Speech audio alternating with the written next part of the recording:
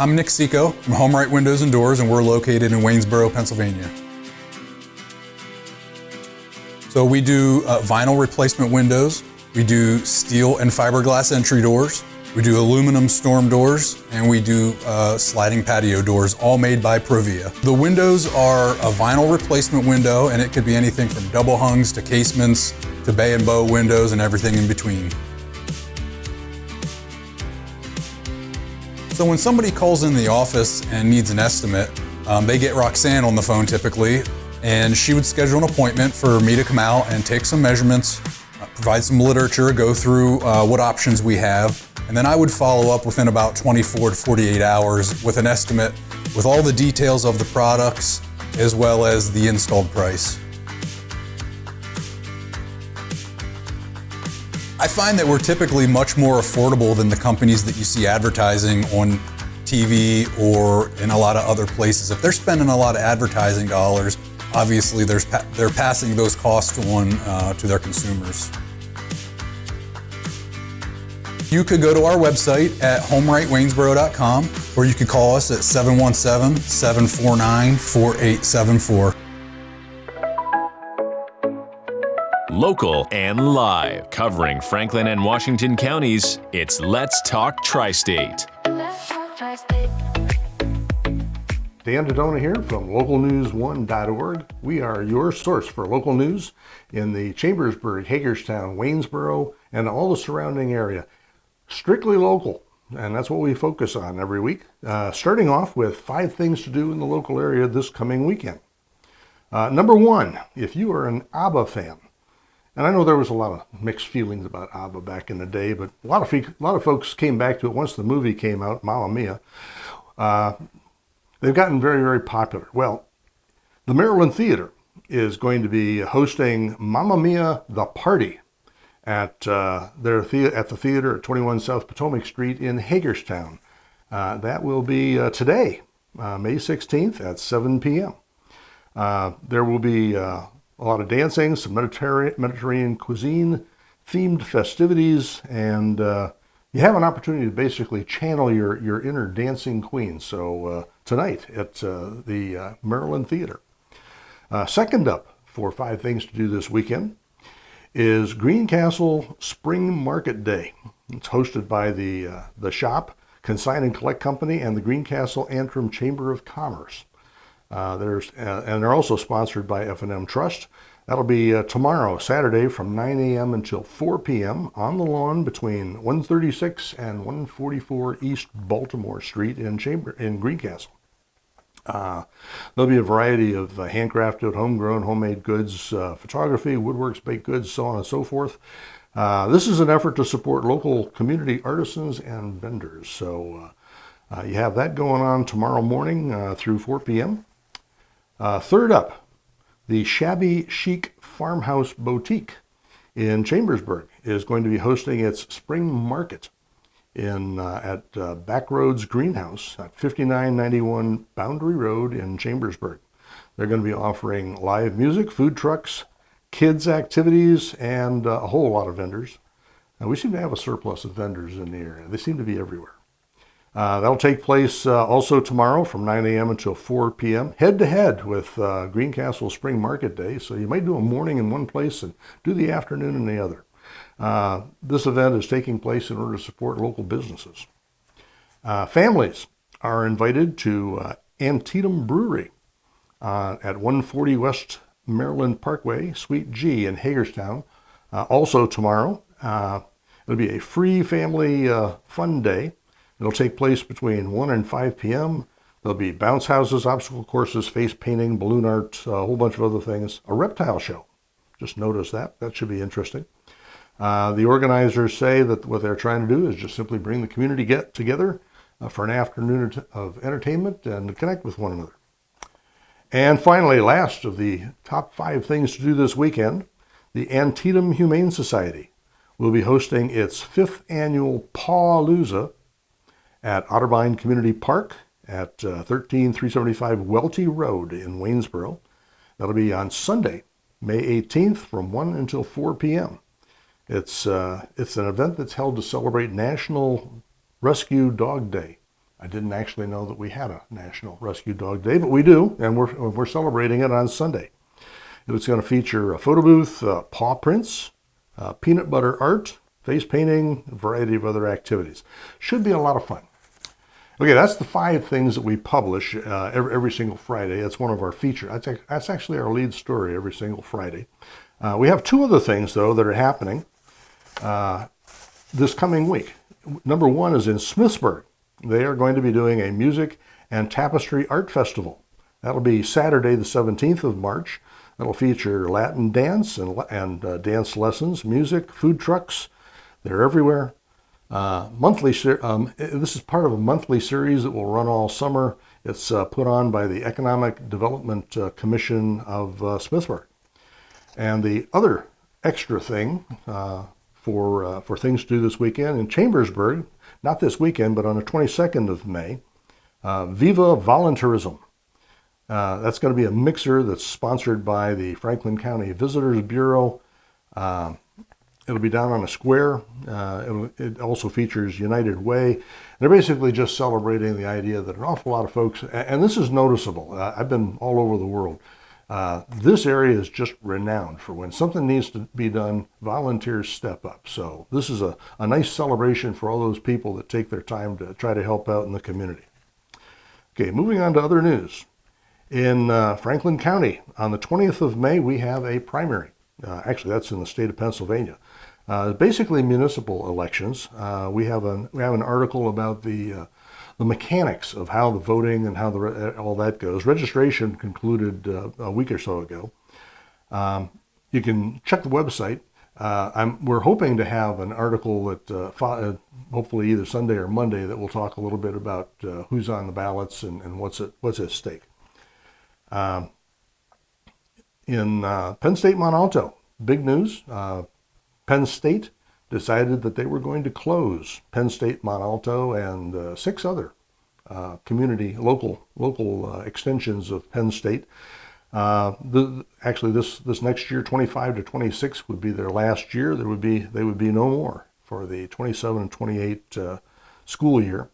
They're getting a lot of blowback from Representatives Reichard and Kaufman for a lack of visibility, and they have a fair point. This is a public institution. If they're going to be closing things that are going to have an impact on communities, they really should be chatting it up a little bit. Even the military, when they close places like Fort Ritchie with base closure actions, they go to some extraordinary measures to see to it that people in the local area know what's going on, what the process is going to be, what the procedures are. It, generally speaking, doesn't set well with people when an organization, an institution like Penn State Mont Alto gets closed, and there's no discussion, there was no dialogue, it's particularly interesting because both of the representatives noted that the youth growth rate in this area is 4% or better. And we've also got a big contribution from WellSpan, who just spent several $1 million building a facility out there to facilitate medical training. So probably more to follow on that. The Franklin County Area Development Corporation up in Chambersburg has gotten a $4.6 million grant to develop Lot 5 of the Wharf Road Development Complex over in Waynesboro. This has been a pretty interesting success story. A lot of the properties out there have been built. Lot 5 tends to have some very interesting geological challenges. There's a lot of rock, there's a lot of hills, a lot of uneven territory, so it's a little difficult to develop. So this $4.6 million grant is going to help them to clear, put in driveways, utilities, and put in storm drainage so that if a company comes in, they don't have to bear the cost of that. Hopefully that will encourage more people to come out and invest at Lot 5. They're going to divide the area up into 3 different subdivisions, so that'll be good. They'll give 3 different opportunities to expand into the Waynesboro area. Also in Waynesboro, Renfrew Museum opened their grist mill on the 10th of May. They've been working on that for quite a while. Their ribbon cutting was on the 10th. They've had a lot of local contributors, including Patriot Federal Credit Union. They got a state grant called a RACP. I forget exactly what that all stands for, but those are very helpful grants. They are about to move to phase 2. Basically, they've put up the structure, but they haven't built in the innards so that they can actually demonstrate for visitors how the mill used to work. So they're working on that next. That'll be they'll need $1.5 million in order to put those inner workings in. In Hagerstown, this is another interesting back and forth. Apparently, Washington County wants to increase their excise tax. They want to double it from $1 to $2 per square foot for construction in the area. Washington County basically says Hagerstown hasn't put enough money into community development for things like the school district. Of course, in Maryland, the county is actually responsible for the school district. It's not clear exactly what Hagerstown's responsibility was, but apparently the Washington County staff's argument was, Hagerstown, you haven't put enough money into public facility development and maintenance. So the pushback on that is, well, you got an awful lot of excess capacity in places like Clear Spring, Smithsburg, and in Williamsport. Why don't you take some of the students that are on the periphery of the two high schools in Hagerstown and move them over there? They seem to be leaving it open to continuing dialogue, so we'll see what else happens. We'll report on that later. The Washington County Chamber is going to have a presentation by Steve Riston. He's going to talk about AI for small businesses. Part of the reason the Chamber is doing this is another one of those things that everybody likes to hype an awful lot, and you kind of feel like you're left out if you just don't jump in feet first. Mr. Riston actually is going to counsel that, look, if you've got a problem, you ought to talk seriously about what the nature of the problem is, and then go about solving it. And that solution may involve AI, as opposed to just simply spending a lot of money confusing all your employees. You ought to have a plan before you start implementing technology. You're buying a process for your business. You're not simply buying technology in order to show off to your friends and neighbors. So he also adds that you get an increase in productivity. That's usually interpreted as a loss of jobs, but not necessarily. He says a lot of times you can save jobs because if you do the planning properly. So more to follow. That's going to take place on the 20th of May from 8 until 9 at the Washington County Chamber down on the square in Hagerstown. There was an O-negative blood drive here recently. Apparently within a period of 2 weeks, Washington County used up 235 units of O-negative. They held a blood drive on the 13th of May in Waynesboro, but there's a continuing requirement. So suggestion for anybody who's willing to contribute is contact your local Red Cross and see on what schedule they're doing blood drives. You could also talk to the Pennsylvania Blood Bank and see what they have planned. Franklin County, I-81 resurfacing began on the 12th of May. Just a reminder that that work is taking place every evening from 7 o'clock at night until 6 o'clock in the morning the following day. That's a $17.8 million project, and it's supposed to be completed by the 16th of July, so there isn't actually an end in sight.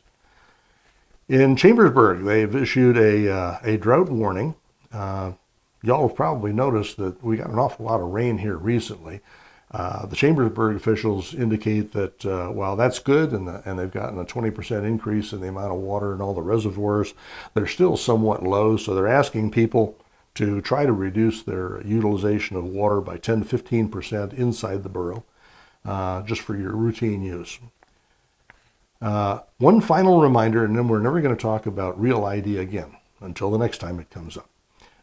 It's real, it's effective, took effect on the 7th of May. You can still get, they didn't stop processing Real ID in the state of Pennsylvania or any other state for that matter. You can still get it. Take a look at your schedule. If you're going to be taking any air travel, commercial air travel anytime soon, this is probably a good time to, while the lines are low now, this is probably a good time to go ahead and get yourself signed up for that. In police news, National Police Week has been taking place this week. It basically honors a lot of officers who have lost their lives in the line of duty. There have been several events to celebrate that throughout the region. And another point, Paul Miller's Law. This is in Pennsylvania, which kind of parallels something that took place in Maryland, I believe maybe a year or so ago. But it restricts mobile devices in a vehicle. Basically, if you're using one, you're suspect. So the definition of concern is if you're holding it, if you're reaching for it, if you're touching it more than once, I'm not sure who's actually measuring that, then you're potentially at risk. So you probably want to make sure that you don't do that. Interestingly enough, this law is not applicable to GPS devices, which is a little peculiar because in most cars now you got that big screen TV right there to your right hand side, and you're punching buttons there. You can get just as easily distracted with that. So a caution on both, even though the big screen is not part of this law. There are penalties that are associated with this. So use caution if you're gonna handhold a telephone, a cell phone. Mothers Against Drunk Driving has issued 4 Memorial Day tips. All 4 of them basically talk about impaired driving. There's a piece of that has to do with the Memorial Day weekend, which is mostly a volume traffic kind of a problem. But they also talk about boating. Go out there on the lake, drink a few, and then drive back. Probably want to be cautious about that. They also talk about an awful lot of festivals, and that ties into teenage driving in this period. They have statistics that show that between basically high school graduation and the beginning of fall semester, there's an outsized number of teenage deaths and injuries because, well, they're out there on their own. They don't have a regular schedule. They're doing all kinds of stuff. Primarily, they don't have the life experience yet to see what kind of a problem they're getting themselves into. So, and of course, insurance rates always reflect that. So, teens especially, be careful. We don't want to lose any of you over the summer. Chad Reichert is sponsoring a bill for small police departments. His proposal would set aside 25% of existing municipal police officer education and training grants for boroughs and townships under 20,000 people, which, interestingly enough, Washington Township is it just turns out to be one of the larger townships in the state of Pennsylvania with 15,000 people, and the borough itself has got 10,000. So both of them individually are classified as being eligible for this sort of thing. But that's true across the state. The really big cities, Pittsburgh, Philadelphia, York, they're pretty much the only ones that wouldn't necessarily be eligible for this set aside. He is redirecting, his proposal redirects existing funds, so you wouldn't have to worry excessively much about taxes going up. It's a zero-sum game. 2 state troopers had an accident in Guilford Township on the 12th of May in the evening. That is being investigated. Apparently both officers were evaluated and they were okay. There's a Franklin County seatbelt crackdown pretty much every year around this time. From now until the 1st of June, the click it or ticket thing, I think it's pretty much national, but Franklin County is emphasizing it in this particular period. They basically want to remind everybody that seatbelts do, in fact, even though from time to time they're a little bit of a pain in the patoot to find and get put on, especially if you turn around backwards sometimes for some reason. But they remind everybody that they do in fact save lives, so it's probably worth the trouble. There's a former Franklin County constable by the name of Timothy Hefner, who is picking up more charges for intimidating victims and witnesses. As if things weren't bad enough, he was already been charged with 700 counts of human trafficking. So this poor fellow just keeps it having piled on. But anyway, he's being observed closely. In health, Holly Bertone is stressing daily walks. I don't know how many times I hear people say, and they like to use the example of Harry Truman, who got up every single day and walked about 5 miles just at a brisk pace. And there's just a lot of good health benefits that Holly Bertone mentions concerning walking. It keeps the circulation going, keeps everything moving the way it's supposed to be moving. It's good for good for all your joints and your bones. A lot of people don't realize the more you use your bones, the more weight, stress that you put on them, they're live. They actually get denser. They get stronger the more you work them. And that's pretty much true for almost everything else in your body. So good advice from Holly. Just do some walking. The hardest single thing about this, I think most people would probably agree, is simply putting walking on your schedule. You get so busy with everything else that's going on, you kind of forget that every once in a while, or you don't treat it with the kind of seriousness that you probably should. In a particularly interesting program, and I've meant to mention this before, but today is as good a time as any. In Franklin County, there's a thing called Tap Talks. It's an interesting concept. People from Wellspan, on a monthly basis, they'll schedule a talk out at in this particular case, on the 21st of May. It'll be in the Market Lounge at the Gear House Brewing, between 6 and 8 o'clock in the evening. And if you go out there, she's going to talk about mental health, which is kind of an interesting topic over a beer. But nonetheless, just the idea that they would take the time to go out to a brewery and talk to people about medical issues. They're not the first people who have gone where the people are. But this is a particularly interesting idea. Dr. Heidi Hutchinson is the lady who's going to be out there talking about that. Under People News, SGI, which has locations in both Pennsylvania and in Maryland, is going to be honoring employee anniversaries, 11 of them as a matter of fact. I guess the main thing about this, and congratulations obviously to the 11 people who have stayed with SGI for so many years, but also kudos to SGI.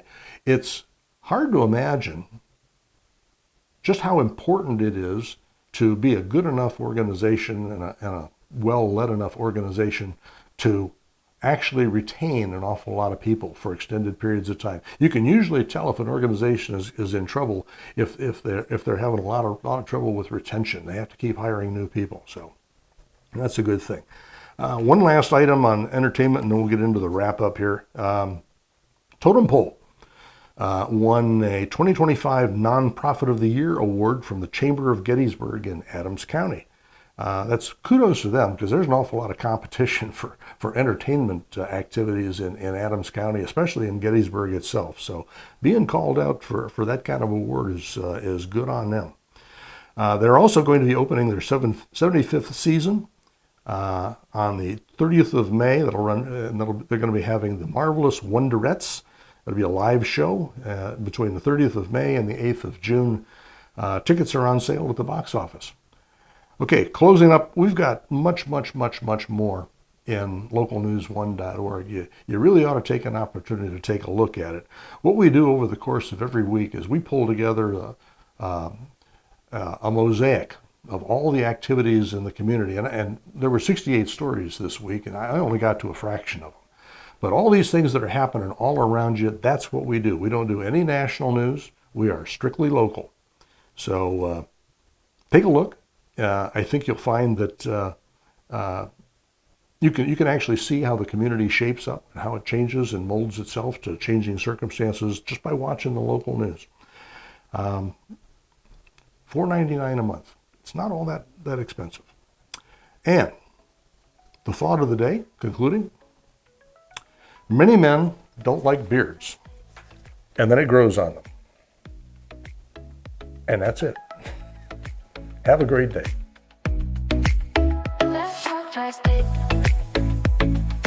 If you'd like to be featured on an upcoming episode of Let's Talk Tri-State, call 717-597-9200 or email letstalk@921thegoat.com.